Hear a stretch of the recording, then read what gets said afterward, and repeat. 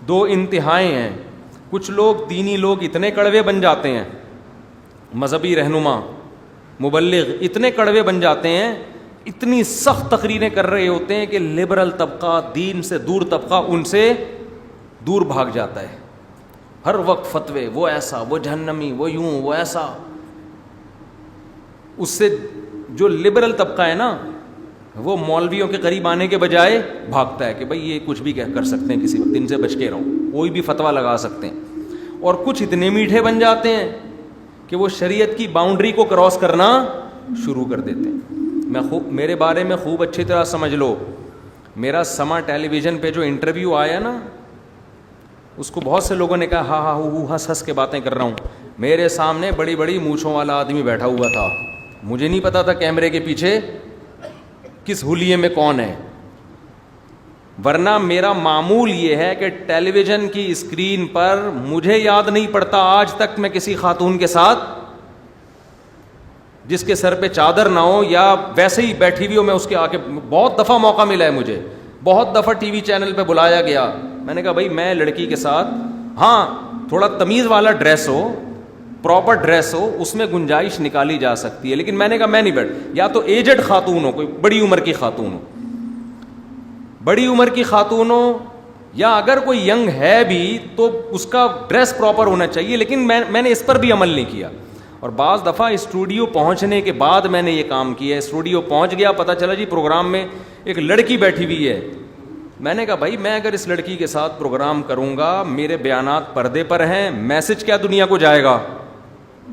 Message جو جائے گا نا دنیا کو, ٹھیک ہے کوئی فتوے کی روح سے ہو سکتا ہے گنجائش نکل جائے, کیونکہ پردہ کرنا عورت پہ فرض ہے, مرد پہ فرض نہیں ہے. فتوے کی روح سے کوئی گنجائش نکل سکتی ہے, لیکن میسج دنیا میں کیا جائے گا کہ مفتی صاحب اس عمل کو جائز نہ غلط نہیں سمجھتے. کئی بار ٹیلی ویژن میں بلایا گیا, لڑکی بیٹھی ہوئی, میں نے کہا میں نہیں یہاں بیٹھوں گا بھائی, میرے لیے الگ کرسی پھر لگوائی گئی ہے دور, ٹھیک ہے نا, ایسا ہوا ہے. تو میں اس کا خیال کرتا ہوں. تو بہرحال اگر میرے اندر کوئی غلطی ہے بھی, میں نے اگر کوئی کام غلط کیا بھی ہے, تو وہ شریعت نہیں ہے. شریعت وہ ہے جو قرآن و سنت بیان کرتا ہے. سمجھتے ہیں کہ نہیں سمجھتے؟ تو شریعت کو اچھا رہا مسئلہ یہ کہ ٹیلی ویژن کی پہ جب ایک لڑکی فون پہ انٹرویو لے رہی ہے تو اس سے ہنس کے باتیں کیوں کر رہے ہیں؟ تو یاد رکھو جب کوئی فون پہ آپ سے بات کر رہا ہے تو ہنسنے کی بات پہ ہنس کے ہی باتیں کرے گا نا, اور کیا کرے گا. میں کوئی سامنے بیٹھ کے ہیلو ہائے تھوڑی کر رہا ہوں, بے تکلف تھوڑی ہو رہا ہوں. تو یہ وہی بات ہے کہ نہ اتنا کڑوا بنو کہ لوگ آپ سے دور. اب نامحرم لڑکی بات کر رہی ہے تو آپ کڑوے بن کے اس کو بدتمیزی سے بات کرنا شروع کر دو, تو یہ بھی غلط ہے. اگلا بولے گا ان مولویوں کو بات کرنے کی تمیز نہیں ہے, ان کو کیا اخلاق ہیں. ایک صاحب نے بتایا کہ میں یونیورسٹی میں تھا, ایک لڑکی آئی, میں نے اتنے اس کو گالی نکالی, آج کے بعد پھر وہ کبھی آئی نہیں. تو یہ تقویٰ کا ایسا طریقہ ہے جو بدتمیزی ہے. یہ تو بدتمیزی کی شریعت میں ہمیں اجازت نہیں ہے. ہاں آپ کوئی لڑکی آپ کے ساتھ بیٹھی, آپ فری ہو رہے ہیں, پوری دنیا میں وہ پروگرام جا رہا ہے, تو اس سے میسج کیا جائے گا؟ غلط میسج, بے پردگی پروموٹ ہوگی اس سے. خیر بہرحال میں اگر غلط ہوں بھی تو میرا ذاتی عمل ہے, وہ غلط کو آپ اس پہ اسلام کا لیبل نہیں لگا سکتے. اسلام بہرحال آپ کو جو حکم دیتا ہے وہ یہی ہے کہ آپ دینی مصلحت کے لیے اسلام کی باؤنڈری کو کراس نہیں کر سکتے. اچھا اس میں ایک اور مسئلہ ہے, بات چل پڑی ہے تو تھوڑا سا وضاحت کر دوں, کیونکہ جو کرنٹ ایشوز ہیں جب تک ان پہ میں تبصرہ نہیں کروں گا نا تو اس وقت تک بات سمجھ میں آئے گی نہیں. حضرت مولانا طارق جمیل صاحب کے پاس وہ کوئی ایکٹر آ کے قریب بیٹھی, اس کے سر پہ چادر تھی, انہوں نے سر پہ ہاتھ رکھی, آشیرواد چل بھائی. اس پہ لوگ نیگیٹو کمنٹس کر رہے ہیں. تو یہ شرعی حدود سے تجاوز نہیں ہے. ایک لڑکی وہ آ رہی ہے, بیٹھ رہی ہے, وہ کوئی خدا نہ خواستہ گلے تھوڑی مل رہی ہے, نہ بلا حائل ہاتھ ملا رہی ہے ان سے, سر کے اوپر بھی کیا ہے؟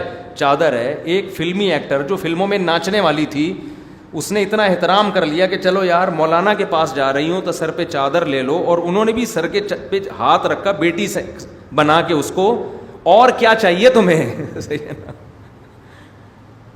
اتنا بھی اگر نہیں کریں اس کا مطلب آپ نے اپنا دروازہ دنیا داروں کے لیے بند کر دیا. پھر قیامت کے دن وہ اللہ سے کہہ سکتے ہیں کہ اللہ ہم آئے تھے ان کے پاس, انہوں نے گیٹ سے ہمیں بھگا دیا.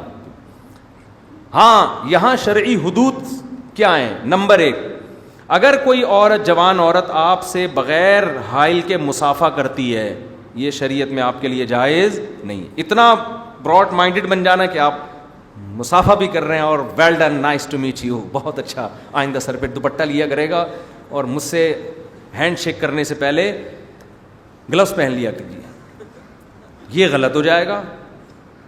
اسی طرح آپ جوان لڑکی سے اکیلے بند کمرے میں مل رہے ہیں، بے شک وہ برقعے میں ہیں، بے شک وہ پردے میں ہیں اور دروازے بند ہیں، یہاں بدگمانی کا موقع بھی ہے، اور شریعت میں کسی جوان لڑکی کے ساتھ تنہائی اختیار کرنا جائز بھی نہیں ہے، یہ بھی حرام عمل، کیونکہ جوان عورت کے ساتھ تنہائی بھی اختیار نہیں کی جا سکتی، بے شک آپ کی نیت ٹھیک ہو۔ تو یہ حدود سے، بعض پیروں کے ساتھ یہ ہوتا ہے کہ ان کی مریدنی الگ سے کمرے میں پیر صاحب کے ساتھ کمرے میں بیٹھی ہوئی ہے، مریدوں کو بولو بھائی یہ تمہارا پیر کیا کر رہا ہے بند کمرے میں؟ کہیں ہمارے پیر صاحب بہت نیک ہیں۔ میں ان سے کہتا ہوں کہ آدمی نہیں ہے آپ کے پیر صاحب، اتنے نیک ہو گئے کہ بندہ ہی نہیں ابھی ہے، یہ کوئی اور مخلوق بن گیا ہے۔ پیر ہو، مفتی ہو، بزرگ ہو، آدمی پہلے ہوتا ہے، بزرگ بعد میں۔ تو یہاں شریعت نے اتنی لمٹ کو کراس کرنے کی اجازت نہیں دی۔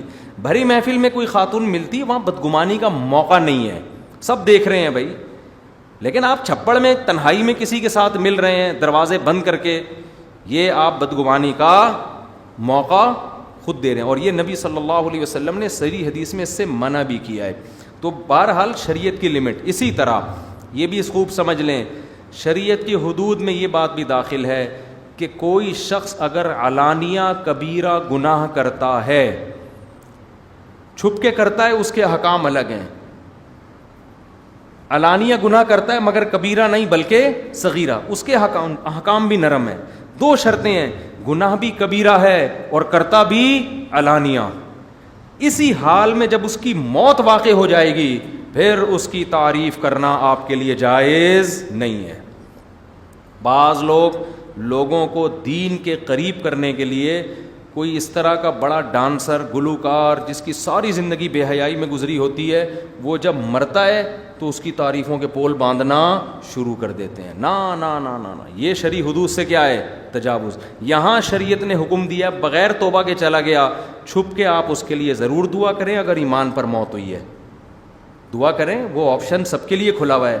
بھرے مجمع میں اس کی تعریف کرنے کی اجازت نہیں ہے، بلکہ حکم یہ ہے کہ اگر نماز جنازہ کا بھی بائیکاٹ کیا جا سکتا ہے نا، تو قوم کا مقتدا اور رہبر جنازے کا بھی بائیکاٹ کرے، کیونکہ آپ اس میں ایک پہلو تو یہ کہ لبرل لوگ قریب آئیں گے، دوسرا پہلو یہ ہے کہ گناہ کی اہمیت، گناہ کی برائی لوگوں کے دلوں سے کم ہو جائے گی۔ لوگ کہیں گے اچھا اتنا بڑا ڈانسر تھا، جب وہ بھی جنت میں چلا گیا تو پھر ہم بھی چلے جائیں گے، چاہے وہ 27ویں رات میں مرے چاہے شب برات میں مرے۔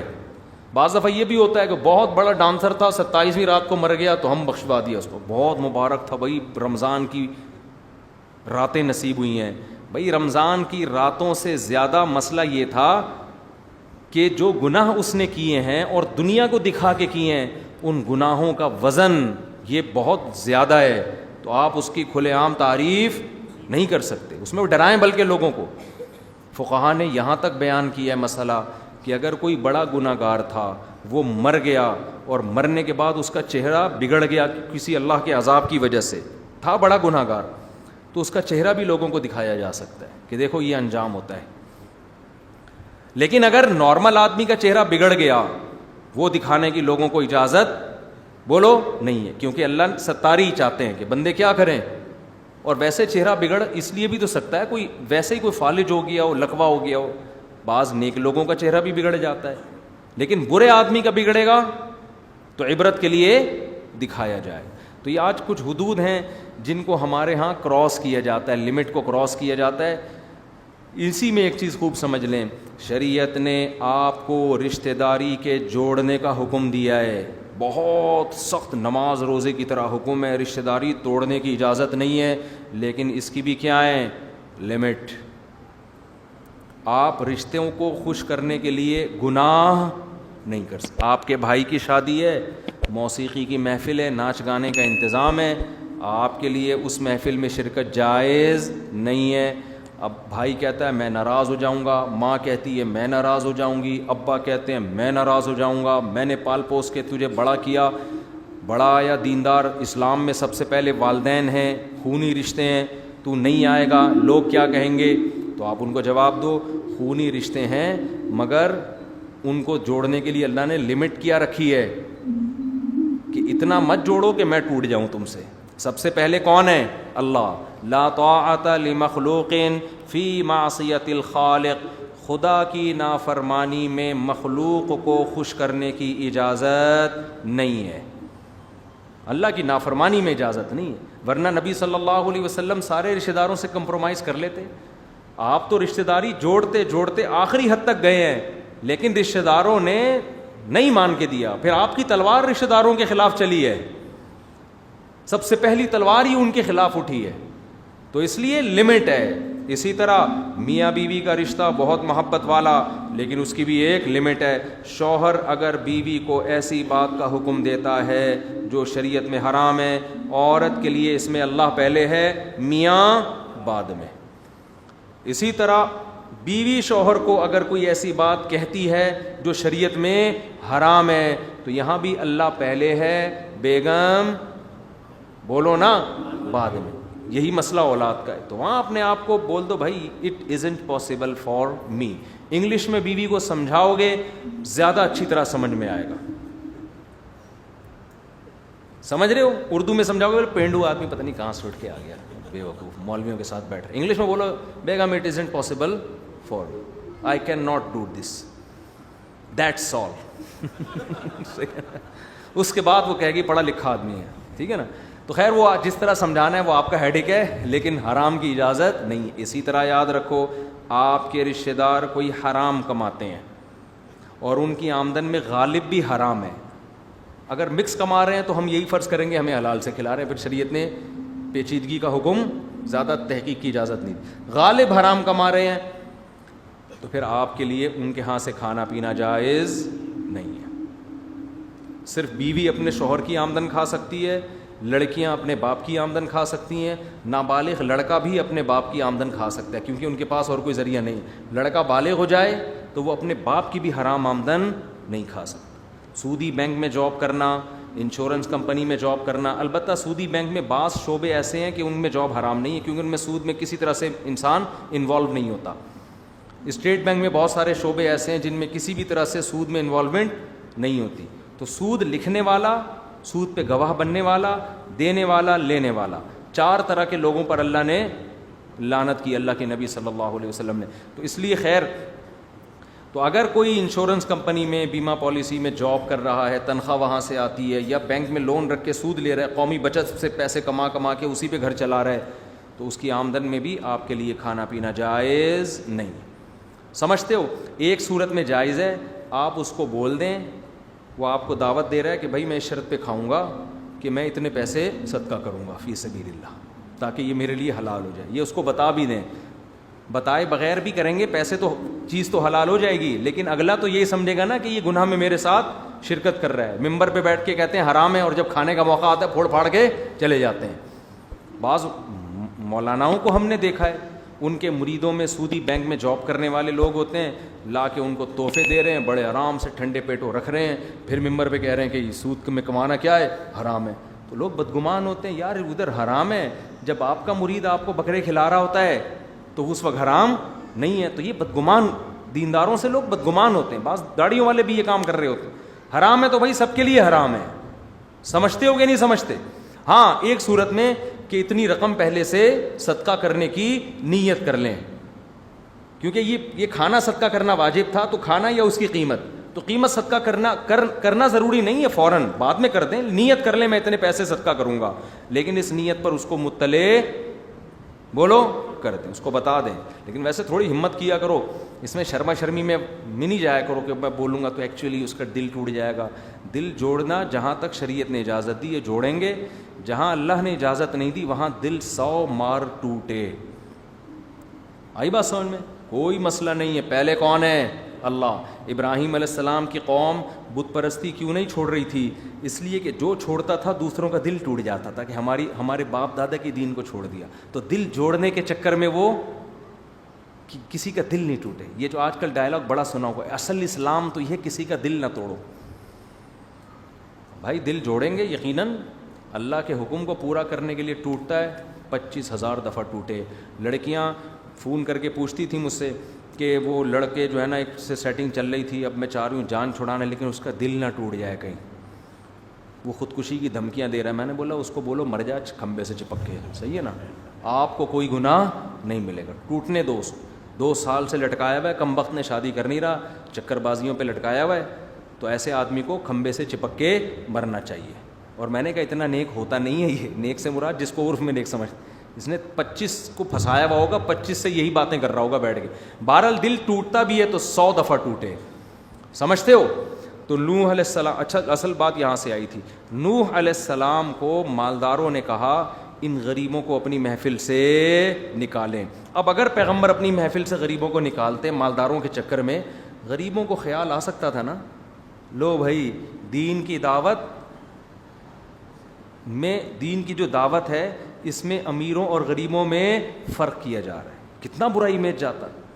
ٹھیک ہے سردار شاید مسلمان ہو جاتے, بہت دین دنیا میں پھیل جاتا, اسلام کا غلبہ ہو جاتا, ممکن تھا, نا نا نا نا, لیکن ہم اس کے مکلف نہیں ہیں کہ اسلام کو دنیا میں غالب کرنے کے لیے اللہ کی حدود توڑیں. جتنا اسلام کا مکلف اللہ نے ہمیں بنایا اتنا ہے, اس سے زیادہ ہم آگے جانے کی کوشش نہیں کریں گے. یہ جو آج کل لبرل قسم کے مولانا پیدا ہو رہے ہیں نا, جو انگریزوں کو دین کے قریب کرنے کے لیے ہر چیز کو حلال کرتے چلے جا رہے ہیں, یہ بھی جائز ہے یہ بھی جائز ہے, تاکہ لبرل طبقہ, بعض لوگوں نے داڑیاں کٹانے کو بھی جائز کہہ دیا.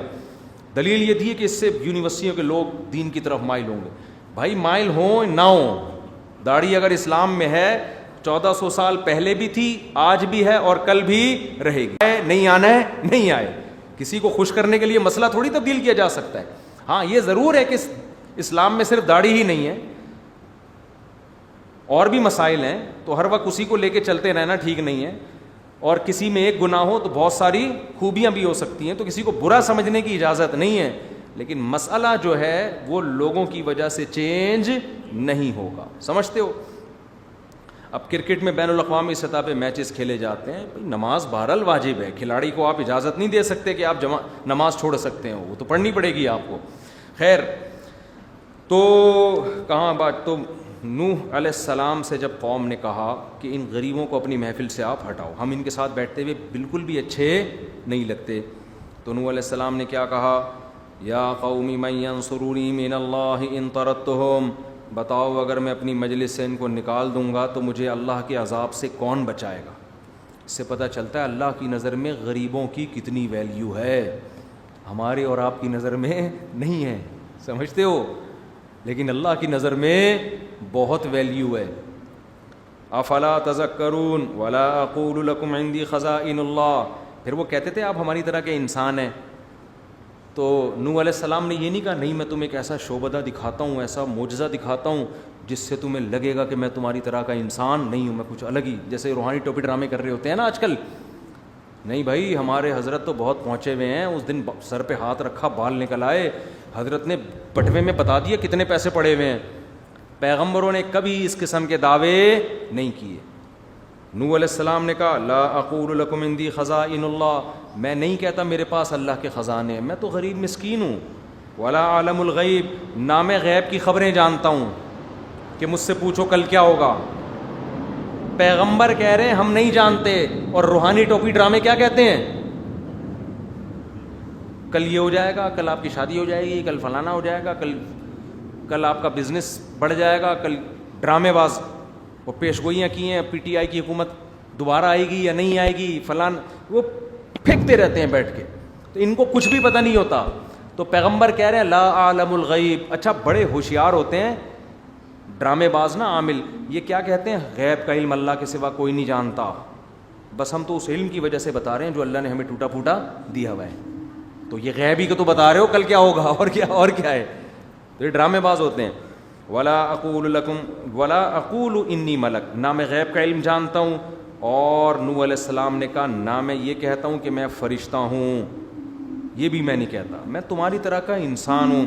اور آگے نوح علیہ السلام نے بڑی خاندانی بات کی کہ تم جو یہ کہہ رہے ہو نا کہ ان غریبوں کو اپنی محفل سے نکال دیں، یہ آپ کے ساتھ جب ہوتے ہیں تو ہم پھر آپ کے ساتھ اچھے نہیں لگتے، تو نکالنا تو دور کی بات، میں یہ بھی دعویٰ نہیں کہہ سکتا کہ تم ان سے افضل ہو، یہ بھی میں اپنی زبان سے، تم ان کو کہہ رہے ہو پست لوگ ہیں، تو میرے منہ سے تم یہ لفظ نکلوا لو کہ واقعی یہ کمتر لوگ ہیں، یہ بھی میں زبان سے نہیں کہہ سکتا۔ سمجھ میں آ رہی ہے بات کہ نہیں آ رہی ہے غریبوں؟ نہیں آ رہی سمجھ۔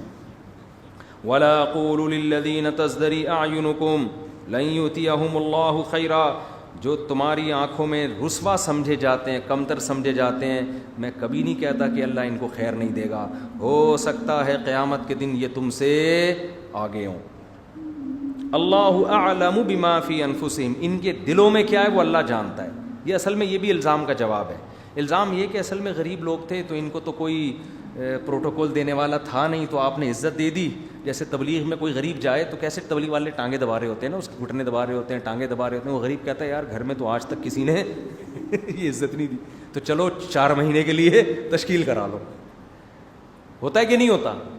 بعض دفعہ ایسا ہوتا بھی ہے، تبلیغ والے اتنی پروٹوکول دے رہے ہوتے ہیں نا ہر آدمی کو، تو ایک بچہ ہے، ایک لڑکا ہے، ایک غریب ہے، ایک رکشے والا ہے، اس کو کبھی یہ عزت معاشرے میں ملی نہیں ہوتی، تبلیغ میں نکل رہا ہوتا ہے تو میں نے دیکھا ہے بریگیڈیئر کرنل لیول کے لوگ ایک رکشے والے کو عزت دے رہے، یہ اللہ کی قسم اپنی آنکھوں سے ہم نے دیکھا ہے، دین کی خاطر۔ پچھلی دفعہ میں اجتماع میں گیا، کراچی کے کروڑ پتی تاجر، کروڑ پتی کا لفظ بھی شاید کم ہوگا، ارب پتی ہوں گے شاید، دیگ پہ بیٹھے ہوئے بریانی بانٹ رہے ہیں صحیح ہے نا؟ کھانے والے زیادہ تر کون ہیں؟ غریب۔ کوئی بھی نہیں کہہ سکتا یہ اتنا بڑا تاجر ہے، ایسا لگتا ہے دیگ پہ کسی کو کرائے پہ لا کے بٹھایا، اور ہم تو دیگ کے ڈھکن کے مزے لے رہے تھے وہاں بیٹھ کے نا۔ دیگ کا جب ڈھکن ہٹتا ہے نا بریانی کا اور ڈڑنگ کر کے آواز آتی ہے، اس کا مزہ وہی جانتا ہے جس نے دیگوں کی بریانی وہاں بیٹھ کے کھائی ہو۔ خیر، تو میں سمجھا، میں نے کہا یہ پتہ نہیں کوئی بندہ پکوان سینٹر سے بلوایا ہوگا انہوں نے، وہ خود ہی پکا رہا ہے، وہ خود ہی اجتماع میں کھلا رہا ہے لوگوں کو، صرف اکرام کے لیے کہ لوگ دین پہ آ جائیں۔ تو یہ ہم نے تبلیغی جماعت میں دیکھا ہے، بریگیڈیئر کرنل لیول کے لوگ وہ رکشے ٹیکسی والوں کے پاؤں دبا رہے ہوتے ہیں، ان کو عزت دے رہے ہوتے ہیں، پروٹوکول دے رہے ہوتے ہیں کہ اللہ کے راستے میں وقت لگ، ان کی نظر میں کوئی فرق نہیں ہوتا کہ رکشے والے کو دین پر لے کر آئیں، ورنہ جو تکبر والا آدمی وہ کہتا ہے ان کو چھوڑو یار، ان کو کیا تبلیغ ہے، 2-4 دین پر آ گئے تو اس سے کیا ہوگا، محنت کرنی ہے تو اونچے لیول پہ بھی الگ سے محنت کرنی چاہیے، اس کی شریعت میں انکار نہیں، بلکہ اس کا بھی الگ سے ثبوت ملتا ہے ہمیں، نبی نے محنت کی الگ سے بھی۔ لیکن یہ کہنا کہ غریب کو نظر انداز کر دو، نہ، ایک آدمی بھی آپ کی دعوت پر دین پر آ گیا، چاہے امیر ہو یا غریب، خیر لک من حمر النعم، نبی نے فرمایا سرخ اونٹوں سے بہتر۔ تو اب تبلیغ میں آپ نے دیکھا بڑا بریگیڈیئر کرنل ہے اور جناب رکشے والے کے پاؤں دبا رہا ہے، رکشے والے نے بولا یار ایسا پروٹوکول تو ہمیں زندگی میں کبھی نہیں ملا، چلو وہی سیر روزے کے لیے نکل گیا، پھر وہاں سے چلے کے لیے، پھر 4 مہینے کے لیے۔ اب کوئی شخص یہ تانا دے سکتا ہے کہ ابے بھائی اس کو تو ویسے بھی کہیں عزت مل نہیں رہی تھی، یہاں جب اس نے دیکھا کہ اتنے اونچے لیول کے لوگ پروٹوکول دے رہے ہیں تو یہ اس چکر میں دین پہ آیا ہے، ورنہ اس پہ دین پہ آنے کا کوئی پروگرام نہیں تھا، تو یہ تانا دیا جا سکتا ہے نا۔ کیا ہو گیا؟ جیسے اعتکاف میں کچھ لوگ تو اللہ کے لیے بیٹھتے ہیں، کچھ گھر سے بیزار ہو کر بیوی سے بھاگ کے بیٹھے ہوئے ہوتے ہیں، اس کے علاوہ ان کو بیوی سے بھاگنے کا کبھی پورے سال میں موقع نہیں ملتا، تو بہترین آپشن ہوتا ہے اعتکاف کے نام پہ مسجد میں آ کے بیٹھ جاؤ، مقصد یہ ہوتا ہے کہ 10 دن سکون سے گزریں گے۔ بعض لوگ جو یہاں نہیں بیٹھے ہوئے، جو بیان نہیں سن رہے، جو اپنی زوجات سے پریشان ہوتے ہیں، تو وہ اس طرح بھی کر لیتے ہیں۔ اب کوئی کہہ سکتا ہے اب 4 شادیاں کر کے بھاگا ہے، کہہ سکتا ہے نا، کوئی تانا دے سکتا ہے بھائی اس کی نیت اعتکاف کی نہیں تھی، یہ مفتی طارق مسعود کے بیان سن کے 4 کر کے چوڑے میں آ گیا، اب بھاگتا پھر رہا ہے، تو کچھ بھی الزام لگایا جا سکتا ہے۔ تو نوح علیہ السلام پر بھی یہ الزام لگایا گیا کہ ان غریبوں کو پروٹوکول دینے والا کوئی تھا نہیں، تو ان کو یہاں تھوڑی راحت محسوس ہوئی ہے تو اس چکر میں آپ کے پاس آ گئے، اس کا مطلب یہ نہیں ہے کہ یہ حق کے متلاشی ہیں۔ تو نوح علیہ السلام نے اس کا جواب دیا، اللہ اعلم بما فی انفسہم، کیا زبردست کلام ہے، ان کے دلوں کی حالت اللہ خوب جانتا ہے، میں دلوں میں جھانک کے دیکھنے والا نہیں ہوں۔ اس الزام کا دروازہ ہمیشہ کے لیے بولو بند کر دیا. یہ جو ہم نیگیٹو باتیں کر رہے ہوتے ہیں نا, یہ اسلام دشمنوں کا کردار رہا ہے. پیغمبروں کا کردار کیا ہے؟ ظاہر کو دیکھنا. غریب آ رہا ہے, بیٹھ رہا ہے, دین پہ چل رہا ہے, اس پہ یہ الزام لگانا کہ پیسوں کے چکر میں آیا ہے, عزت حاصل کرنے کے چکر میں آیا ہے. یہ الزام کیا ہے؟ غلط. آپ کو شریعت میں اس کی اجازت نہیں. اس لیے کوئی 4 شادیوں والے اعتکاف میں بیٹھ جائے, یہ کبھی نہ بولا کرو گھر سے بھاگ کے آئے. ہو سکتا ہے اخلاص میں بیٹھا ہوا ہو, دین کے لیے بیٹھا ہوا ہو, تو خام خامے منفی باتیں نہ کیا کرو. تو نوح علیہ السلام نے کہا ان کے دلوں کی حالت اللہ جانتا ہے, میں اس کا مکلف نہیں ہوں. انی اذا لمن الظالمین, اگر ان باتوں کی بیس پر میں ان کو اپنی محفل سے نکال دوں گا تو میں اللہ کی نظر میں ظالم کہلاؤں گا. اب 950 سال یہی پھڈے ہوتے رہے ہیں, یہی جھگڑے. نوح علیہ السلام یہ جواب میں, قوم جواب میں کچھ اور. نوح علیہ السلام بتوں کی برائی بیان کریں, وہ کچھ اور. 950 سال سورہ نوح میں آتا ہے انی دعوت قومی لیلا و نہارا, اے اللہ میں نے اپنی قوم کو دن میں بھی پکارا اور رات میں بھی, ڈراتا رہا عذاب سے. دیکھو چھوڑ دو ان بتوں کی عبادت, اللہ کی طرف آ جاؤ. یا قوم استغفروا ربکم, سورہ نوح میں تو بڑی تفصیل ہے. اے میری قوم توبہ کر لو, آج بھی سارے گناہ معاف کر دے گا اللہ, پچھلے سب مٹا دے گا. اتنی طریقوں سے سمجھایا. پھر یہ کہا کہ اگر تم دین پر چلو گے دنیا کے دروازے بھی کھول دے گا اللہ. یرسل السماء علیکم مدرارا, آسمان سے موسلا دھار بارشیں برسائے گا. وَيُمْدِدْكُمْ بِأَمْوَالٍ وَبَنِينَ, کثرت سے تمہیں بیٹے دے گا, تمہاری معیشت میں ترقی ہوگی, مال و دولت کے ڈھیر لگا دے گا. بِأَمْوَالٍ وَبَنِينَ وَيَجْعَلْ لَكُمْ جَنَّاتٍ, باغات پیدا کرے گا, نہریں جاری کرے گا, معاشی ترقی ہوگی, سب کچھ. ما لکم لا ترجون للہ وقارا وقد خلقکم اطوارا, میں اس خدا کی طرف تمہیں بلا رہا ہوں جس نے تمہیں ماں کے پیٹ میں منی کے قطرے سے بنایا, مختلف مرحلوں سے گزار کے. اس خدا کی دعوت دے رہا ہوں, کتنا قریب ہے. تو تمہیں کیا ہو گیا, تمہاری سمجھ میں نہیں آ رہا. ہر طرح سے جب سمجھا دیا ہے نا, تو قوم جواب میں کیا کہتی ہے؟ یہ 950 سال کے بعد قوم کہہ رہی ہے یا نوح قد جادلتنا, اے نوح تو نے ہم سے بڑا جھگڑا کیا ہے. فاکثرت جدالنا, اور یہ جھگڑا بہت بڑھ گیا ہے. اب تیری اور ہماری بحث تھوڑے دنوں کی نہیں ہے, یہ بہت طویل ہو گئی ہے. اب تو کیا کر, فأتنا بما تعیدنا ان کنت من الصادقین, ہم ہمارے باپ دادا سنتے آ رہے ہیں عذاب آئے گا عذاب آئے گا, تو اب تو اس عذاب کو ہماری آنکھوں کے سامنے لے آ. اب بحث چھوڑ دے, اب کیا کر, بس اب عذاب لے آ تاکہ یہ قصہ ہمیشہ کے لیے ختم ہو جائے. تو نوح علیہ السلام نے کیا کہا, انما یاتیکم بہ اللہ, دیکھو اللہ عذاب لائے گا ان شاء, اگر وہ اللہ خود چاہے گا. وما انتم بمعجزین, لیکن جب وہ لے کر آ گیا نا تو تم اس کو عذاب میں ہرا نہیں سکتے. عذاب آئے گا نہیں آئے گا مجھے نہیں پتا, لیکن اگر وہ چاہے گا تو آئے گا, اور اگر آ گیا تو تم اس کو عذاب میں ہرا نہیں سکتے. ولا ينفعکم نصحی, میں نے تمہاری خیر خواہی چاہی تھی, آخرت کی بھلائی بھی اور دنیا کی بھی, لیکن میری نصیحت نے تمہیں فائدہ نہیں پہنچایا. تم یہی سمجھتے رہے کہ میرا ذاتی مفاد ہے اس میں.